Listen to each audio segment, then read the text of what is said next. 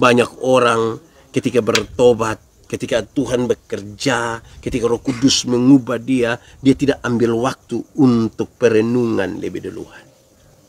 Perenungan itu tidak sekedar berdiam diri semata. Perenungan itu juga sekaligus sebuah pembekalan diri. Pembekalan diri. Dalam perenungan itu, saudara, kita butuh dibekali.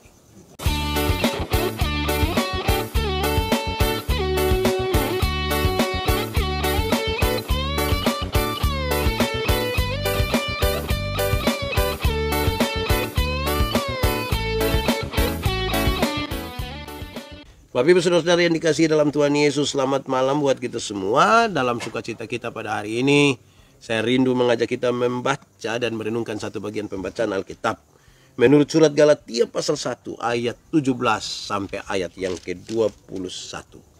Galatia pasal 1 ayat 17 sampai ayat yang ke-21. Firman Tuhan berkata demikian. Juga aku tidak pergi ke Yerusalem mendapatkan mereka yang telah menjadi rasul sebelum aku, tetapi aku berangkat ke tanah Arab, dan dari situ kembali lagi ke Damsyik. Lalu 3 tahun kemudian, aku pergi ke Yerusalem untuk mengunjungi Kefas, dan aku menumpang 15 hari di rumahnya. Tetapi aku tidak melihat seorang pun dari rasul-rasul yang lain, kecuali Yakobus, saudara Tuhan Yesus. Di hadapan Allah kutegaskan, apa yang kutuliskan kepadamu ini benar, aku tidak berdusta. Kemudian aku pergi ke daerah-daerah Syria dan Kilikia. Demikian firman Tuhan. Berbahagia setiap orang yang mendengar firman, memelihara dan melakukan dalam hidup setiap hari. Shalom. Yang ada di sini semuanya, shalom. Selamat malam buat kita semua. Puji nama Tuhan, kita masih bisa berkudapa di malam penuh berkat, malam penuh sukacita. Kita masih bisa mendengarkan firman Tuhan. Baik, saudara-saudara, malam hari ini saya mengajak kita merenungkan bagian ini dari Galatia pasal 1 ayat 17 sampai ayat 21. Sebenarnya itu kisah ulang, kisah kembali tentang pertobatan Paulus. Saya mau tanya saudara, apakah saudara sudah bertobat atau belum? Saya kalau berkhotbah saya suka bilang kepada orang-orang, karena itu bertobatlah. Kalau tidak bertobat minimal berobatlah. Itu ada sakit itu, sakit. Wah, nih. Nah, kalau saudara bertobat, coba saudara renungkan kapan sebenarnya saudara bertobat. Coba renungkan kembali, kapan waktu pertama kali saudara ambil keputusan, saya bertobat, saya menerima Yesus, saya mau untuk membangun hidup ini berkenan kepada Tuhan, menanggapi kasih karunia yang sudah Tuhan berikan buat kita. Terima kasih banyak. Oke, iya Pak Adolf Ambalabi, nanti besok kita pakai Zoom. Berharap itu terjadi. Kita berdoa bagi teman-teman tim di sini, TYM, Om Ivan dan teman-teman semua. Tuhan berkati supaya besok semua jalan dengan baik. Amin. Nah, saudara-saudara, kalau saudara bertobat, sudah berpikir dapat waktu saudara bertobat, kira-kira apa sih yang saudara lakukan setelah pertobatan itu? Apa yang saudara lakukan? Saya kira itu akan menjadi penting sekali di waktu di mana kita renungkan, waktu saya bertobat itu harus sebuat apa ya? Karena salah-salah mengelola itu semua. Kadang-kadang orang yang bertobat itu jadi sombong.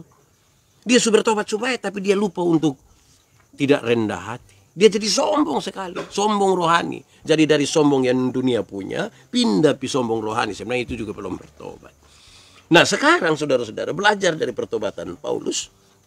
Saya mau ajak kita untuk merenungkan 1-2 hal. Untuk kita lihat bahwa ternyata memang beberapa hal ini penting dalam sebuah pertobatan. Kenapa? Karena saudara tahu, kita kadang-kadang merasa sudah bertobat.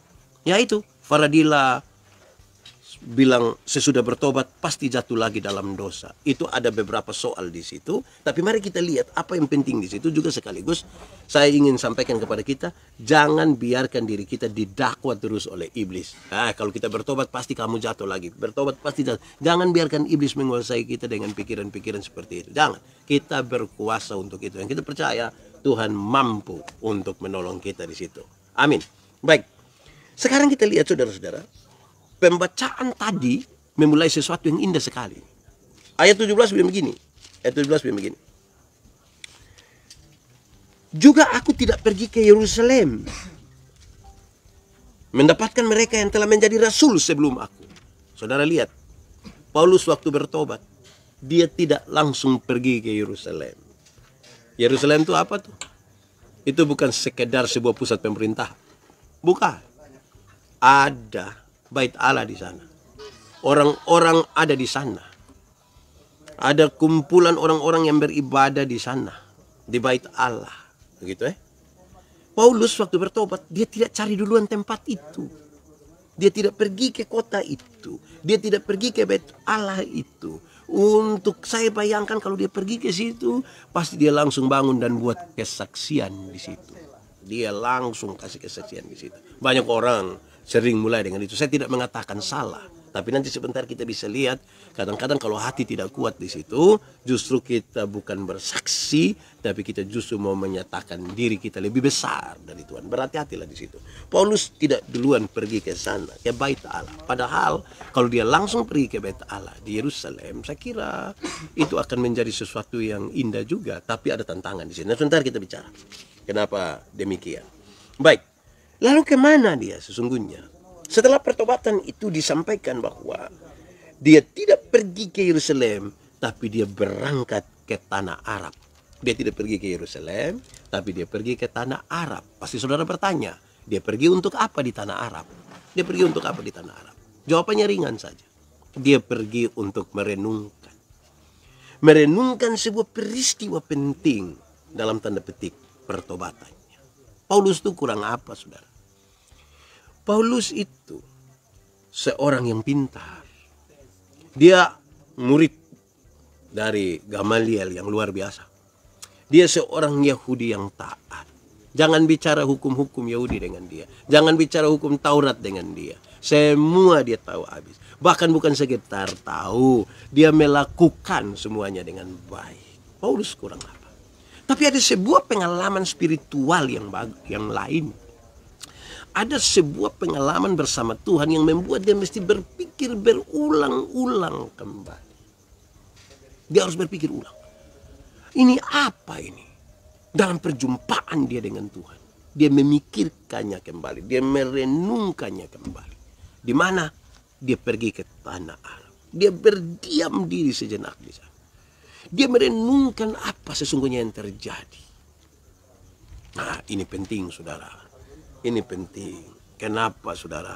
Banyak orang ketika bertobat, ketika Tuhan bekerja, ketika Roh Kudus mengubah dia tidak ambil waktu untuk perenungan lebih duluan.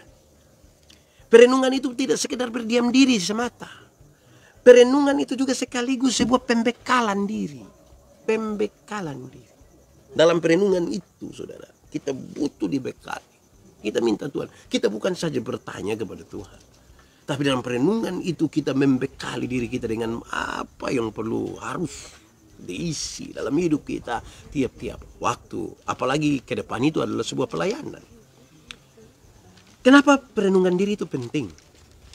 Saudara, dalam perenungan diri itu orang mengambil waktu untuk membangun hubungan pribadi dengan Tuhan. Karena dia hamba Tuhan. Karena dia orang yang diselamatkan. Setiap orang yang diselamatkan mesti punya waktu khusus dan waktu pribadi dengan Tuhan. Saudara jangan karena bertobat, saudara sibuk dengan pelayanan, saudara sibuk dengan jadwal-jadwal, sampai tidak ada waktu pribadi dengan Tuhan. Berhati-hatilah. Jangan sampai kita sebut diri bertobat, bawa itu kesaksian pertobatan di mana-mana, waktu perenungan tidak ada, kita punya waktu lebih banyak dari orang lain, seolah-olah kita lagi beribadah, seolah-olah kita lagi menyaksikan sesuatu, tapi kita terputus hubungan dengan Tuhan. Akhirnya itu jadi masalah. Bukankah kalau kita jatuh, nanti kemudian kita bisa jatuh lagi? Salah satu penyebabnya itu adalah karena tidak ada waktu khusus kita bersama-sama dengan Tuhan. Waktu khusus dengan Tuhan itu menjadi sangat penting. Sangat penting. Kenapa? Waktu khusus itu kita berdoa kepada Tuhan. Kita mensyukuri. Bahkan kita mungkin akan menyatakan, Tuhan siapa saya? Siapa saya? Saya ketika pertama dipanggil dari kampung. Waktu masih melayani di kampung. Datang ke kantor Sinode Gemit. Untuk melayani di bidang pekabaran Injil.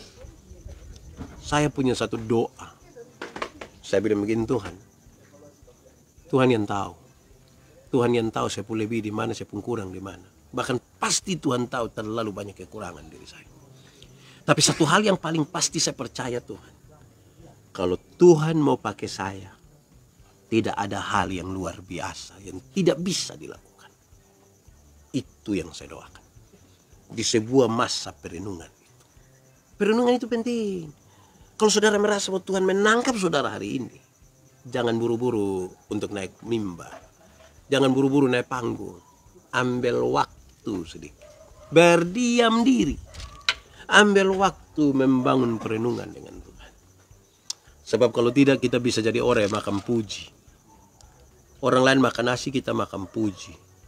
Makan puji rohani itu tidak baik. Itu pertama. Dia pergi ke tanah Arab. Lalu dari tanah Arab dia kemana? Dia pergi ke Damsyik. Dia pergi ke Damsyik. Di Damsyik itu apa sih sebenarnya? Setelah dia bikin perenungan diri di tanah Arab, sekarang Paulus pergi ke Damsyik. Di Damsyik itu apa sih?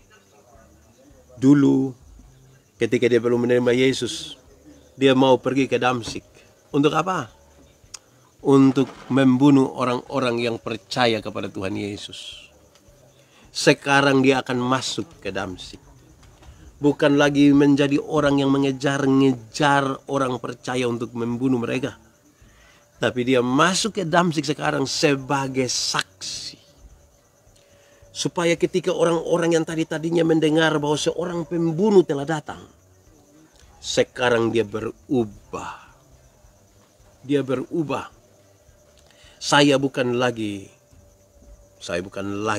pembunuh. Faradilah, waktu akan selalu ada, tetapi niat dan kemauan, ya saya kira begitu. Kita butuh siapkan. Waktu itu disiapkan secara sengaja. Itu dari niat. Yo, niat.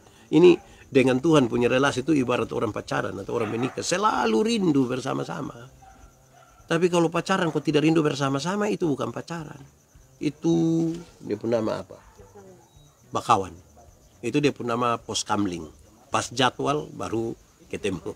Nah, saudara, saya punya kakak rohani di Kupang, Bolok. Saya tanya tentang Pak Yandi, kakak saya bilang, Bapak adalah orang apa ini? Orang hebat, maaf.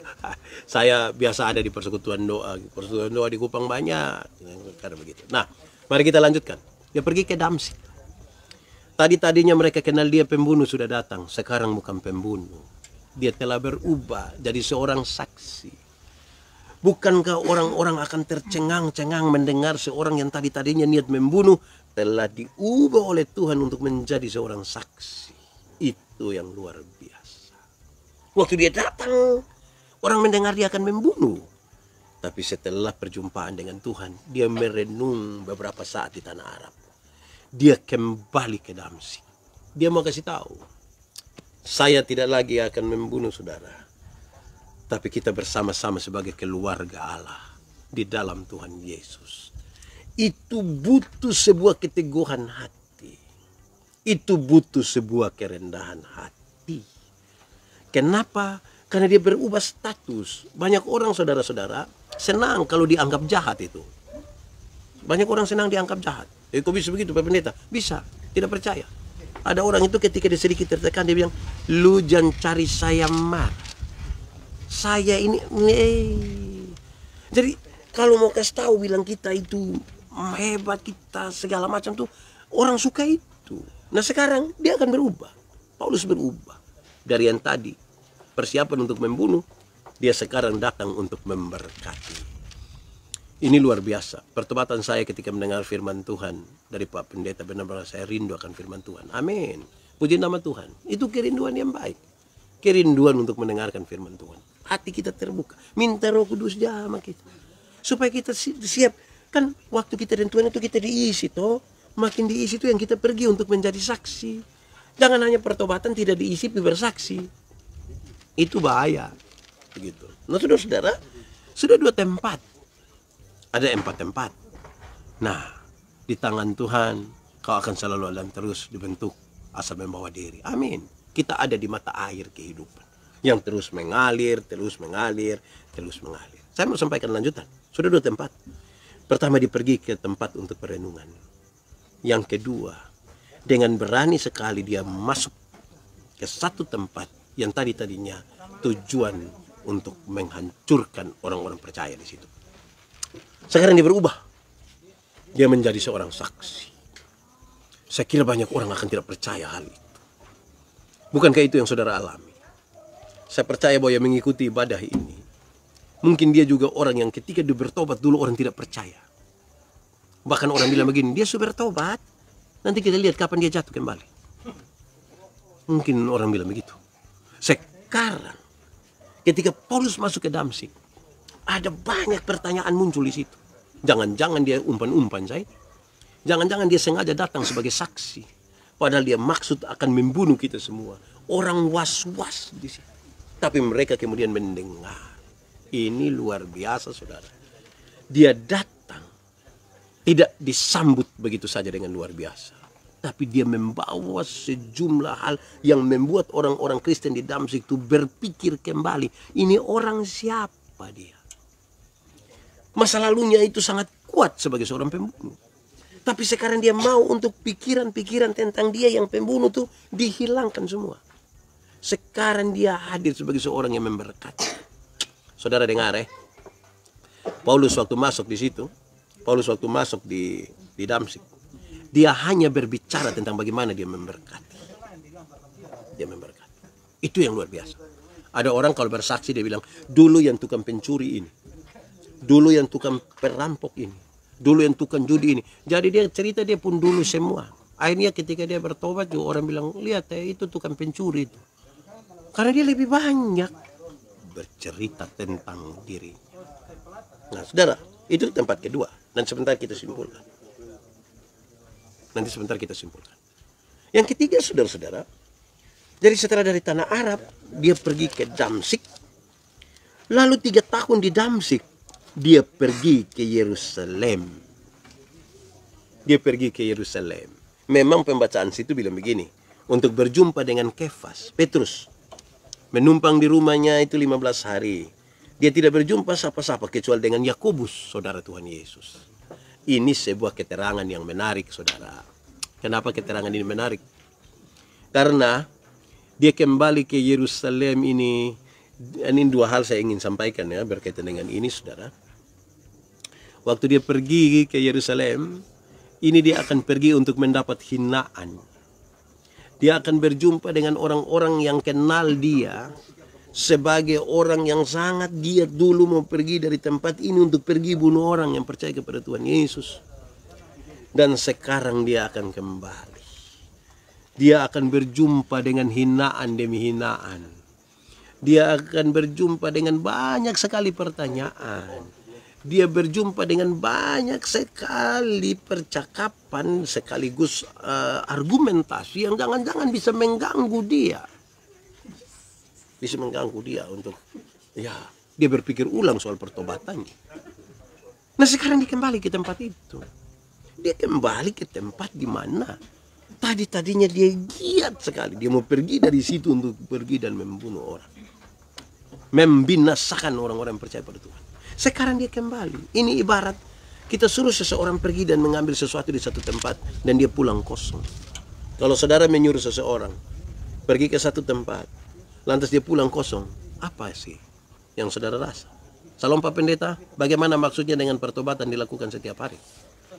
Pertobatan dilakukan setiap hari itu, saudara, itu sangat berkaitan bahwa kita manusia ini potensi berdosa itu sangat tinggi.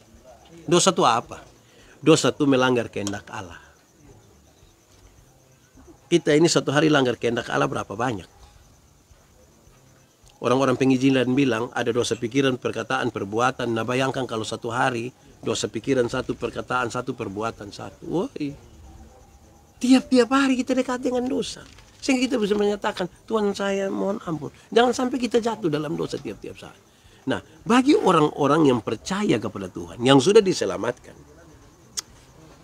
dia punya kecenderungan sekarang bukan kecenderungan melakukan dosa, tetapi kecenderungan untuk dekat kepada Tuhan. Sehingga setiap kali dia mau jatuh dalam dosa, dalam kesatuan dengan Tuhan tadi, Tuhan menarik dia. Dia tuh bawa dia kembali pada jalannya. Sehingga tiap-tiap hari dia harus butuh merenungkan kembali. Tiap-tiap hari. Jadi saudara, jangan bangga dengan pertobatan masa lalu. Karena kita masih hidup terus menerus. Itu sebuah pergumulan. Dan karena itu jangan sampai kita melepaskan tangan Tuhan dari kita. Nah, mari kita lanjutkan. Saudara, di Yerusalem, Paulus akan berjumpa dengan hal-hal itu. Itu bagian yang pertama. Ketika nanti dia dihina, dia diejek, dia nanti berjumpa dengan sejumlah argumentasi dari teman-teman lain yang punya visi penghancuran kepada orang-orang percaya. Itu hal pertama. Tapi hal kedua ini menarik. Dia pergi dan mencari rasul-rasul. Dia pergi dan mencari rasul-rasul. Dia cari Petrus. Tapi dia berjumpa dengan Yakobus. Tidak apa-apalah. Niat ini yang menarik. Kenapa dia mau ketemu rasul? Dia itu, ketemu rasul itu hal yang baik sekali. Ada dua hal. Hal pertama, rasul-rasul itu orang yang dekat sekali dengan Tuhan Yesus masa Yesus hidup. Dia kalau dia pergi ke sana, mereka akan berbicara banyak sekali. Mereka akan berbagi banyak sekali. Dan kalau dia pergi ke sana, saudara, ini yang kedua. Dia telah membuka sebuah wawasan baru bagi kita semua, termasuk saya.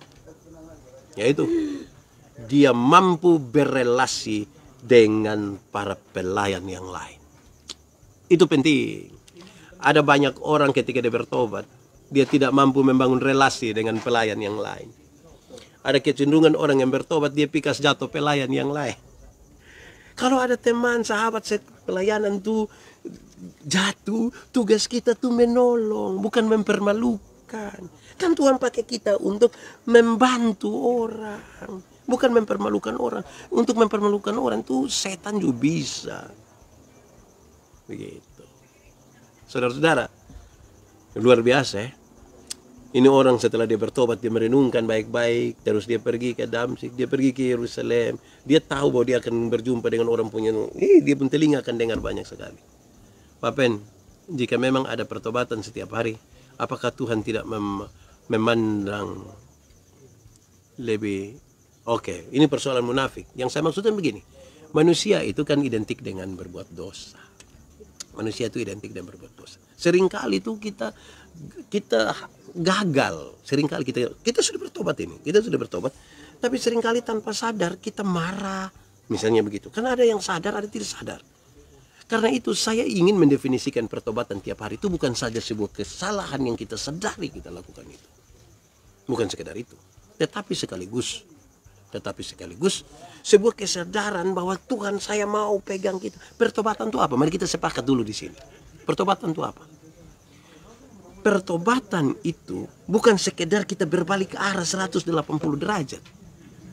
Dari tukang pencuri menjadi tidak pencuri. Bukan sekedar itu.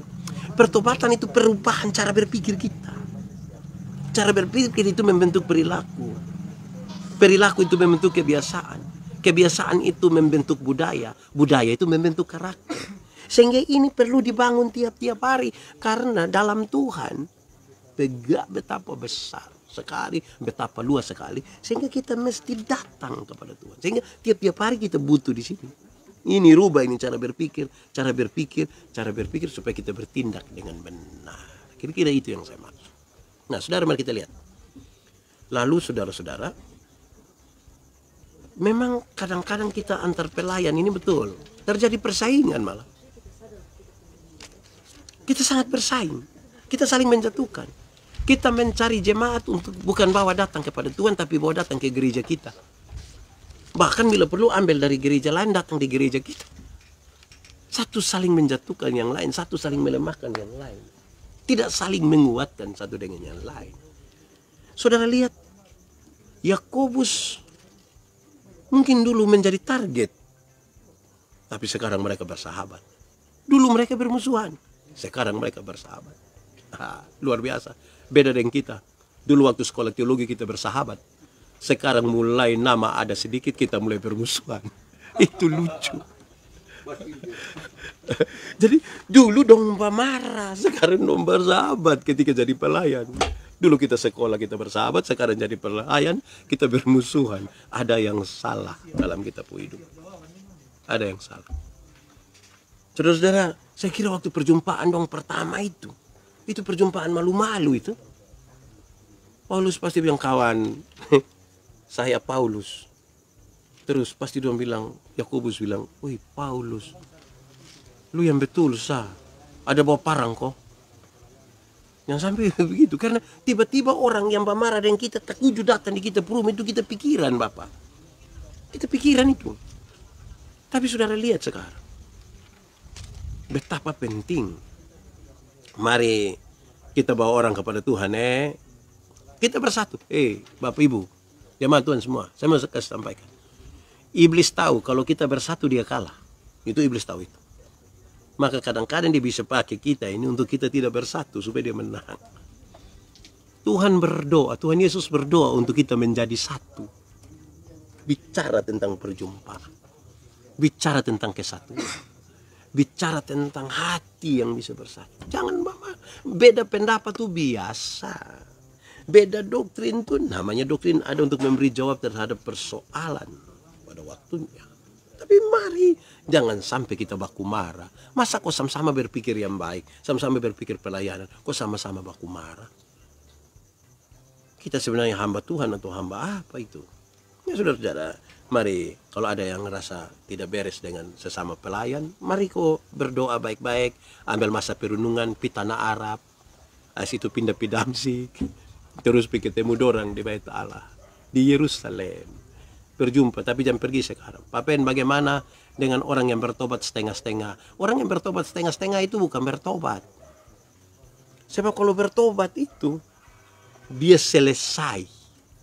Selesai yang dimaksud bahwa, cara berpikir saya ini harus saya rubah. Kenapa? Banyak orang bertobat itu berusaha untuk menahan perilaku. Bukan merubah cara berpikir. Makanya tadi saya bilang, kita sepakat dulu. Tetapi kalau tujuan hidup kita hanya untuk memuliakan Tuhan, kita tidak akan bersaing. Amin. Tarikan Grima, horas. Betul itu. Betul itu. Kalau kita pun tujuan memuliakan Tuhan, tidak akan ada persaingan satu dengan lain. Kau mau bersaing bikin apa? Mau bersaing bikin apa coba?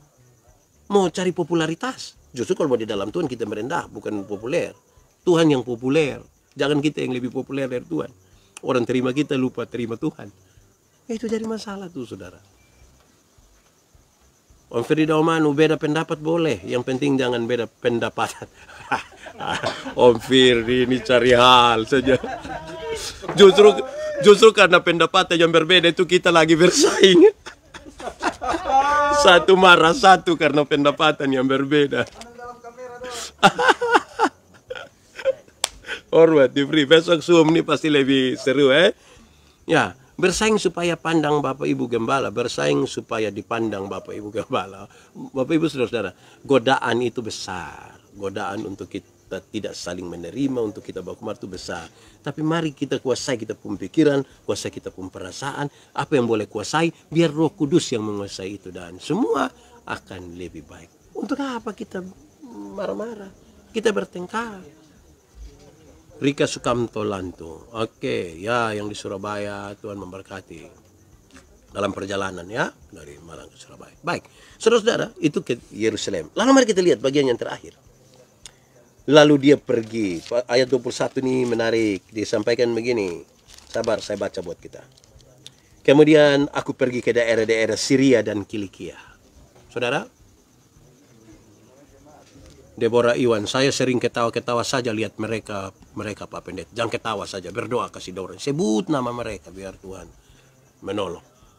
Makanya kita harus mendoakan para pelayan. Amin. Ibu Henrika Nayuan Log di Jakarta, kita sama-sama berdoa.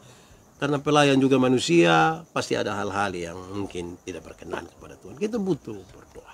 Nah, baik. Dia pergi ke daerah-daerah Syria dan Kilikia. Itu daerah di mana itu? Secara singkat saya mengatakan daerah-daerah Syria dan Kilikia itu adalah daerah-daerah di Tarsus, kampung halaman dari Paulus. Saudara lihat bertobat di tanah Arab, di menenangkan diri, terus pergi ke Damsyik, tujuan penghancuran. Sekarang dia berubah menjadi saksi, pergi ke Yerusalem, berjumpa dengan teman-teman sepelayanan, bahkan yang dia akui mereka mendahului saya. Jadi dia hormat kepada senior itu penting. Hormat senior itu penting. Tapi senior itu jangan bikin-bikin. Karena senior di kampus itu hanya ada 2 pasal. Pasal 1, senior tidak pernah salah. Pasal 2, kalau salah, tinjau kembali pasal 1. Ini senior gila. Dia pun nama itu, macam begitulah. Nah, karena itu dia hormat senior. Itu bagus. Nah, itu. Nah, sekarang dia pergi ke Tarsus, pergi ke tempat masa kecilnya. Dia akan bertemu dengan teman-teman masa kecilnya. Dia ketemu Nando, dia ketemu Adi, di Kefa, dong bercerita apa kabar, dong main gila, dong bercerita kisah dulu ketika mereka masih fiti burung, kutika lereng, itu dong cerita ulang, dong pun kisah. Aduh, itu memang luar biasa. Nah, saudara-saudara, pergi dan berjumpa sahabat-sahabat itu sahabat yang saya mau ajak saudara renungkan sekarang. Saudara pernah kembali ke kampung, ketemu dengan teman-teman masa kecil? Pernah toh? Nah, pertanyaan kedua, lalu cerita apa saja? Kadang-kadang tanpa sadar kita temu teman masa lalu tuh, kita cerita kita pun gila-gila sah. Cerita gila dulu, cerita makan puji, sombong, bilang saya itu kalau pi Kupang tanya saja, tanya. Dan lain sebagainya. Itu sombong itu. Kadang-kadang kita asik bercerita sampai lupa untuk menjadi saksi. Mari kita jujur. Berjumpa dengan sahabat-sahabat masa kecil, banyak orang, banyak sekali bercerita sampai lupa menjadi saksi. Saudara ini penceramah atau saksi? Saudara itu bercerita jubir atau saksi?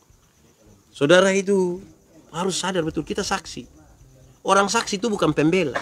Tuhan Yesus butuh saksi, tidak butuh pengacara, pembela. Kita tidak perlu bela Tuhan Yesus. Tuhan terlalu bisa bela dirinya sendiri. Justru kita minta dia bela kita. Tugas kita adalah bersaksi. Juga bersaksi bagi teman-teman masa kecil. Saya pun teman masa kecil paling suka ikut ibadah ini. Selamat malam Om Tanto Suratman. Itu saya pun teman akrab masa kecil sampai masa sekarang. Kami sahabat akrab. Kami dua sekarang bercerita sudah berbeda. Bukan lagi soal masa lalu. Kami bercerita tentang bagaimana kami membangun hidup sama-sama di dalam Tuhan. Kadang-kadang dia telepon, dia panggil saya nama kecil di rumah. Ya, berdoa ke sebetai. Wah, senang. Nah, berjumpa dengan teman-teman tuh begitu. Jangan ketemu dengan kawan langsung bilang, 1 botol do. Begin-begin sako. Awas. Itu bahaya sebelum begitu Adi. Ya, jadi berjumpa itu. Rinto hati. Nah, saudara-saudara, mari kita lihat sekarang.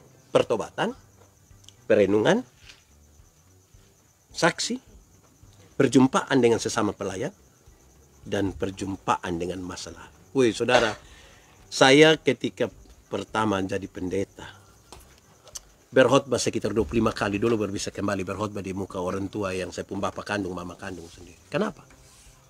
Mereka tahu saya dari ujung kaki sampai ujung kepala. Mereka besarkan saya dari kecil-kecil sampai saya sudah besar. Sekarang sanggupkah saya akan berdiri dan bilang, hei, dengar yang saya bicara. Dengar.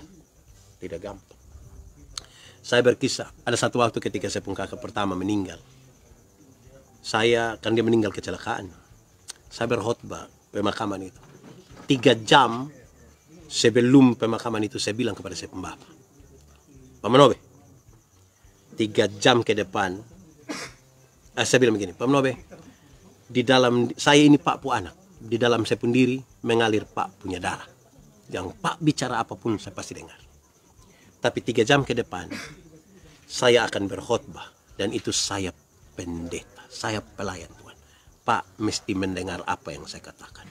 Karena yang saya katakan bukan dari diri saya, tapi dari Tuhan yang mengutus saya.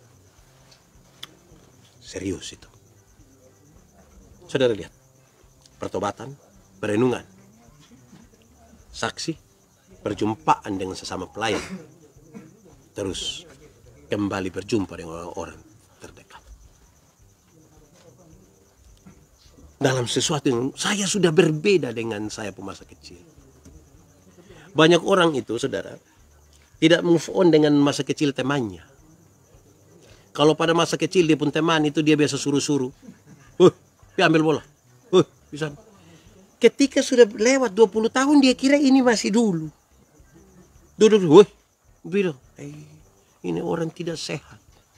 Ini orang tidak lahir baru. Ini orang belum bertobat. Dia butuh move on dari masa lalu. Apalagi masa lalu buruk. Pak Pendeta, apakah setiap orang percaya pasti mengalami Tuhan dalam hidupnya dan masing-masing cara berbeda-beda? Ya. Setiap orang yang bertobat, cara Tuhan berjumpa dengan pendeta, beda Tuhan berjumpa dengan Elvina, beda Tuhan berjumpa dengan Nando, beda Tuhan berjumpa dengan Om Jeffrey, beda Tuhan berjumpa dengan Rinto. Perjumpaan yang berbeda-beda ini supaya ketika kita berjumpa dan kita bercerita tentang perjumpaan yang berbeda, lantas kita bilang, ternyata Tuhan kita luar biasa. Pengalaman toh, tentu. Punya pengalaman sendiri dengan Tuhan. Dan itu yang luar biasa. Masing-masing kita berbeda. Karena itu pengalaman dengan Tuhan itu, saudara. Pengalaman dengan Tuhan harus dimulai dari sebuah pengakuan dulu terhadap Tuhan. Masa kita tidak mengaku dengan Tuhan? Kita mau. Saudara, saya suka pakai contoh ini. Kalau ada, kita masih bisa bangun pagi saja. Orang yang mengalami Tuhan akan bilang begini. Puji Tuhan. Puji Tuhan. Tuhan membangunkan pagi ini. Tapi yang tidak mengalami sesuatu itu, dia rasa kalau dia bangun pagi, ya namanya tidur lah, pasti bangun. Tidak ada yang istimewa. Tidak ada yang istimewa. Saya takut, saudara. Ketika kita hidup, kita menjalani hidup ini, hanya pakai waktu-waktu seperti Kronos. Pak Pendeta, kalau sudah melayani di mimbar tetapi masih kumpul kebo, itu sudah bertobat atau belum? Apa saya perlu jawab? Saudara-saudara, karena itu maka saudara mesti dengar ini, jemaat Tuhan yang kekasih. Saya mau kasih tahu kita. Tindakan itu lebih kuat dari kata-kata khotbah. Kesalahan kita terbesar adalah kita kira berkhotbah itu yang melayani. Sampai lupa bahwa sikap hidup kita itu sebuah khotbah. Atau saya pakai bahasa lain, bilang begini, dengar. Ini kalimat penting. Bahwa sesungguhnya, saya semua bahwa sesungguhnya kemerdekaan. Bukan itu. Saya mau kasih tahu kita begini, saudara-saudara.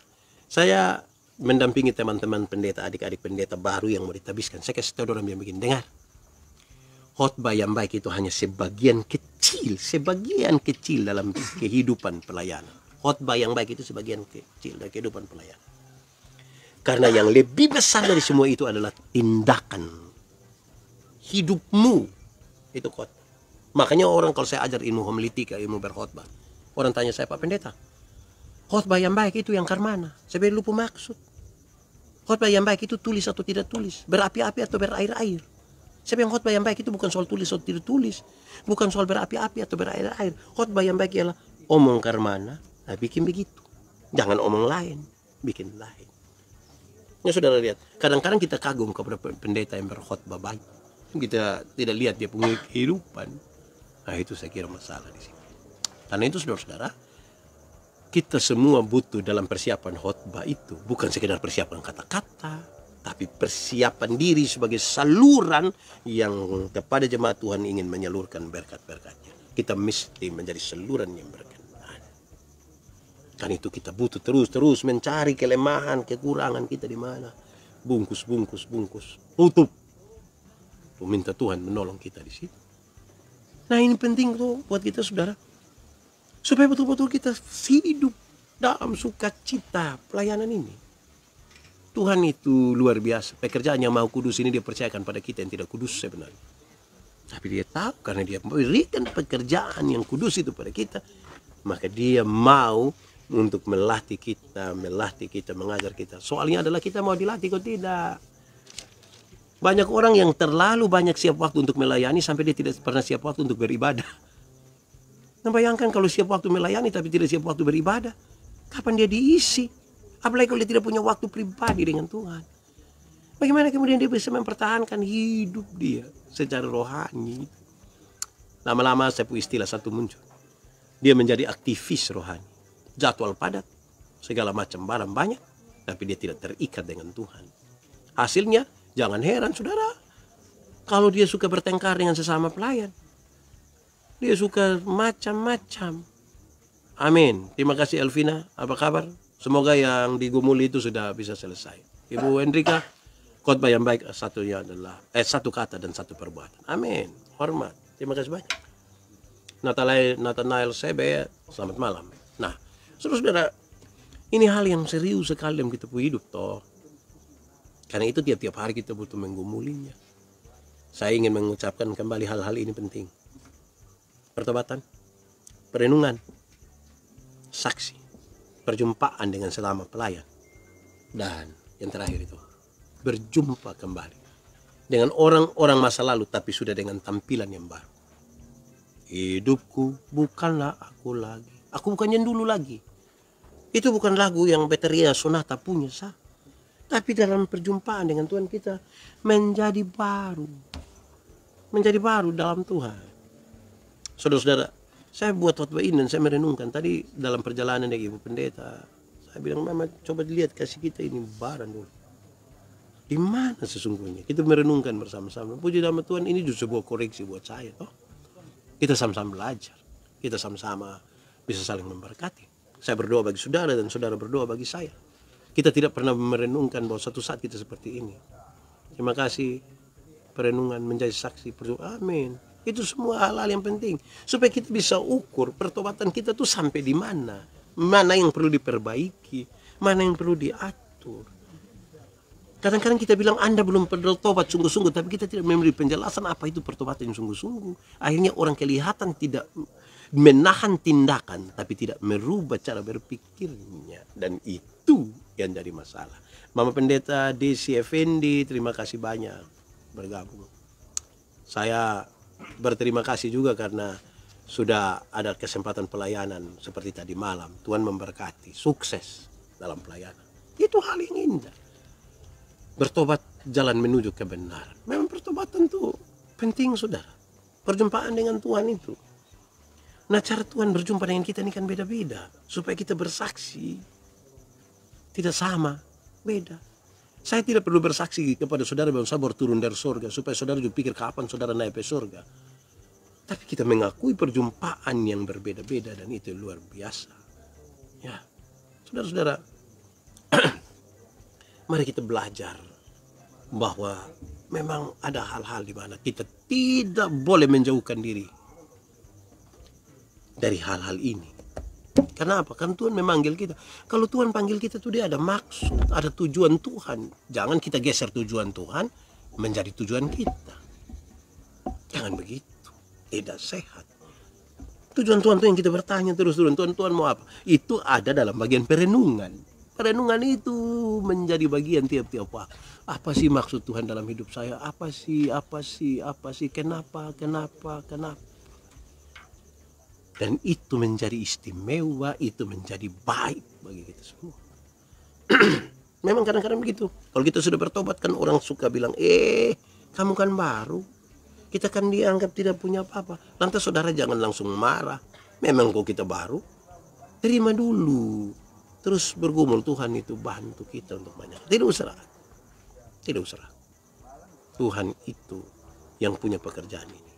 Dia pasti mampu untuk melakukannya sendiri, tapi kemudian dia memanggil saya dan saudara. Itu penghormatan buat kita. Dapat penghormatan dari gubernur, saya kita bangga. Ini penghormatan dari Tuhan yang mempunyai ini hidup ini. Yang kalau dia bilang selesai.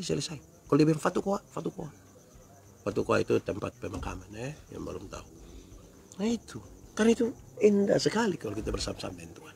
Mari renungkanlah pertobatan kita, saudara. Kita renungkan sejumlah hal ini dan biar itu menjadi indah buat kita semua. Tuhan menolong, Tuhan memberkati kita semua supaya semakin hari kita lebih lagi dalam Tuhan. Kita tidak menjadi yang inti, tapi Tuhan yang menjadi inti. Kita bawa orang bukan kepada kita, bukan kepada gereja kita, tapi kita bawa orang datang kepada Tuhan. Jangan sampai kita bawa orang lebih kepada kita, sampai orang suka kita, sampai lupa suka Tuhan. Itu juga jadi masalah. Akhirnya kita saling menghakimi, kita saling menjatuhkan, kita saling menghina, padahal sama-sama pelayan, sama-sama pendeta. Sama-sama disebut orang-orang yang diselamatkan. Diselamatkan bagaimana kok kita sampai suka menghina? Nah itu jadi masalah. Terima kasih banyak. Semoga saudara diberkati hari ini. Kita sama-sama berdoa besok. Kita bisa lebih interaktif lewat Zoom. Tetap di siaran live di grup teman pendeta Yandi tetap dijalankan, tapi kita juga pakai Zoom. Jadi besok ada 2 kamera tetap kita pakai. Tuhan pasti menolong kita. untuk tetap bisa berjalan dalam pelayanan ini dengan sukacita. Senang sekali. Semula acara ini nih hanya 5 menit, 7 menit. Tapi kemudian teman-teman menyiapkan acara yang luar biasa ini dan saya senang. Ya, Tuhan memberkati kita. Terima kasih banyak.